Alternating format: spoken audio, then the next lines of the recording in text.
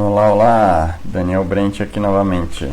Hoje eu vou falar para vocês como que eu organizei as minhas tags, né, trazendo do Evernote.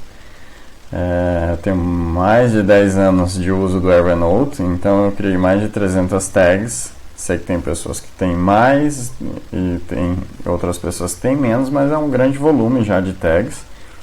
E o Evernote ele também trabalha com folders, né? E aí passando para o Raptabase ele não tem a estrutura de folders, ele tem a estrutura de tags, né? Somente. Porém são super tags, então eu até acho que organiza mais do que os folders do Evernote. Então aqui eu tenho, por exemplo, a minha lista de folders, né? Eu já tinha colocado uma lista de pessoal aqui, onde eu abri e colocava compras, né, sugestões de cidadania, entretenimento, desenvolvimento pessoal. Eu tinha colocado aqui uma outra bem importante aqui, é knowledge, né, coisas de conhecimento que eu salvo para criar o meu próprio banco de dados, né, de conhecimento, né. E aí com diversas áreas, contabilidade, direito, educação, empreendedorismo, carro, enfim. E alguns outros assim, né? Nas tags, né? Aí vindo para as tags, então basicamente no Evernote a gente tem uma questão meio matricial. Você tem os folders e depois você tem as tags. Então eu utilizava assim as tags como se fossem meio que subfolders, né, mas que ao mesmo tempo poderiam estar ligados a vários folders diferentes, né? Então, por exemplo, eu tenho uma tag aqui, abandono, né? Aí talvez essa tag seja só dentro de psicologia, né? Então um folder de psicologia ali, beleza. Mas pensando bem, eu poderia ter ela dentro de um folder pessoal de psicologia, onde eu escrevi alguma coisa sobre abandono, por exemplo, ou um folder onde eu salvei uma nota de um livro, por exemplo, sobre abandono, né? Então ela é matricial, né? E poderia ter essas vertentes, né? Esse formato. Como é que eu passei para o Raptabase, né? Então, aqui eu ainda tenho várias tags aqui que eu criei, né? E que eu não classifiquei elas em grupo. Então, no Raptabase você pode criar as tags e você pode criar grupos para essas tags, né? Então, por exemplo, aqui o grupo de desenvolvimento pessoal, né? Eu tenho aqui um P-Plan, desenvolvimento pessoal, eu tenho um PK, escritos, desenvolvimento pessoal, eu tenho um PC, desenvolvimento pessoal, um P-Hell, sobre mim, né? E aí, então, como é que eu classifiquei isso, né? O P é de personal ou de pessoal, certo? Então o P é algo que não é negócios, né? É meu, é pessoal, né? Então, se eu tenho um de negócios, aí eu vou para biz, eu vou colocar aqui na busca aqui, biz, né? E aí eu vou ter tags de business, por exemplo. Aqui até ele está como PK, que é um Personal Knowledge, mas não necessariamente eu vou ter, por exemplo, eu posso ter biz, aí qual que é o business e qual que é o departamento dentro, que é pedagógico, e daí dentro desses subdivisões, né? Mas a primeira divisão que vocês vão ver é entre business e pessoal. Depois eu fiz uma segunda classificação. Então o K aqui, que é um que eu tenho bastante, é um knowledge, é o K de knowledge, de conhecimento. Então, se é um K, se é só K, é porque é um artigo, é um conhecimento de um livro, é um conhecimento que não é meu, claro que está no Evernote, mas é um conhecimento aberto, né? Não fui eu que criei, certo? E aí, se é um PK, aí eu vou ter um personal knowledge, quer dizer, eu já elaborei isso, então ou escrevi alguma coisa para mim, uma anotação que eu fiz, mas que tem um conteúdo autoral, já meu, eu já processei do meu jeito, né?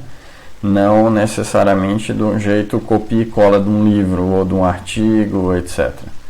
Então, eu tenho o PK, né? Essa é a primeira diferença. E daí eu tenho outros, né? Eu tenho outras separações. I, por exemplo, de ideias, né? Eu teria o I para ideias, no lugar do K eu teria o I. Eu tenho o PC, né? PC, então Personal Curiosity, seria uma curiosidade pessoal. Eu sou muito curioso, né, para descobrir coisas novas e tudo mais. Essa curiosidade, ela não necessariamente ela tem que ser um plano. Então ela pode ser só uma curiosidade. Poxa, qualquer hora eu quero pesquisar mais sobre a Itália. Então é uma curiosidade. Eu não preciso fazer um plano realmente para dizer eu vou estudar sobre a Itália e tal, né? É uma curiosidade. Eu tenho amplas curiosidades. Então o PC é isso. Tudo que eu tenho curiosidade que não é um plano. Então, por exemplo, livros para ler. Eu tenho aqui PC livros para ler, né? E são livros para ler, não é um plano necessariamente de desenvolvimento, é simplesmente um livro que sim, eu vou colocar lá como para ler. Deixa eu ver aqui, ele pegou assim, filtrou melhor. Então, eu tenho aqui, o que tem mais aqui? É tanto que meus whiteboards, PC, desenvolvimento pessoal, né, que foi onde eu mostrei, ou PC, pesquisar, né, é uma coisa bem genérica, né, tipo pesquisar, como assim, né, PC, temas para estudar, né, PC, restaurantes para conhecer, textos para ler, entretenimento, né, lugares para conhecer ou viajar, vídeos para assistir, então é bem amplo, né. Bem, aí então essa é a parte de curiosidade. Quando eu estruturo um pouco mais, quando eu tenho um plano, aí eu tenho aqui um P, que é pessoal, e plan, né? Então eu coloquei plan aqui, e aí é um plano de quê? De desenvolvimento pessoal. Eu usei plan aqui porque fica mais curto, né? No inglês ficou mais curto e é suficiente. Então é um plano. PREL é de relatório, né? De relato, de relatório. Então, se eu tenho simplesmente um relatório que não necessariamente vai me levar a uma ação, a um plano, é simplesmente um relato. Eu tenho um relato. Então, uma ata de reunião, por exemplo, eu tenho uma ata de reunião, é um relato, né? Eu vou colocar ali, é um relato de algo que aconteceu. Eu coloco ali e beleza. Eu não necessariamente tenho que tomar nenhuma ação em cima disso. E aí eu tenho outros, que é o ACT, né? Que é de ações que eu tenho que tomar, né? Depois vão virar um to-do, provavelmente. Eu tenho o COM, o PCOM. Vamos ver aqui se ele acha, ele está meio lerdo aqui para... Eu estou fazendo outras coisas, pode ser que seja o computador, pode ser que seja o próprio database. Mas o com seria de comunicação. Então, por exemplo, quando eu vou comunicar alguma coisa, eu não achei nada aqui. Mas quando eu vou comunicar alguma coisa, então eu quero salvar isso, essa comunicação, para depois utilizar novamente, enfim. Então é um PCOM de comunicação, COM. Eu tenho aqui, ó, ele puxou aqui um PREF, né? Ainda não sei muito bem como é que ele está fazendo essa busca aqui, porque não teria nada a ver, né? Mas ele puxou, de alguma forma, ele puxou isso. Às vezes ele tem dessas. O PREF é uma referência. Então não é um plano, não é uma ação, é uma referência que eu gostei, né? Aqui, decoração de casa. Então vamos dizer que eu estava buscando lá cama, por exemplo, e daí eu curti e eu quero deixar essa cama como referência para quando eu for comprar de novo uma cama e tal. Aí eu salvo ela aqui. Ou uma referência de um, sei lá, de um abajur, alguma coisa assim. Também tenho, por exemplo, uma referência, né, pessoal de moto, né? Eu tenho uma moto e aí, por exemplo, troca de óleo. Eu deixo aqui uma nota de troca de óleo, um card no caso, para eu saber que tipo de óleo que é, sem ter que abrir o manual da moto e buscar dentro do manual da moto. Então, eu não preciso memorizar, né, que tipo de óleo que é, mesma coisa do carro. Eu não preciso memorizar que tipo de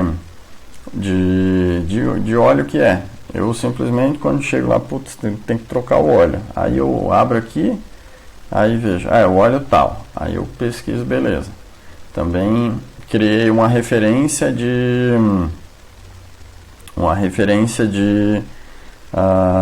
preço de óleo, né? Para saber que eu encontrei o óleo tal a tal preço em tal lugar, né? O óleo específico em tal lugar, tal preço. E assim eu vou vendo qual que é o lugar mais barato, sem ter que ficar memorizando que, poxa vida, eu comprei esse óleo a tal preço, em tal lugar, no ano passado, não sei o que. Então eu coloco em nota. Então eu quero deixar minha mente mais livre possível para pensar e tomar decisões, né? Pensar criativamente e tomar decisões, não ficar armazenando informações. Então beleza, esse é o PREF de referência. Eu tenho o PDash também, que é de dashboard, que seria já uma tabelinha de decisão, de acompanhamento de metas, né? Deixa eu ver aqui o que ele puxou. Então eu tenho o PDash, ainda não classifiquei, mas ele provavelmente vai num geral aqui, né? Tem algumas tags que são gerais, né? Se eu tirar aqui vai ficar melhor para filtrar. Tem algumas tags que são gerais.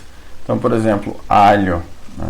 Vamos lá, vou voltar aqui, gerais. Então,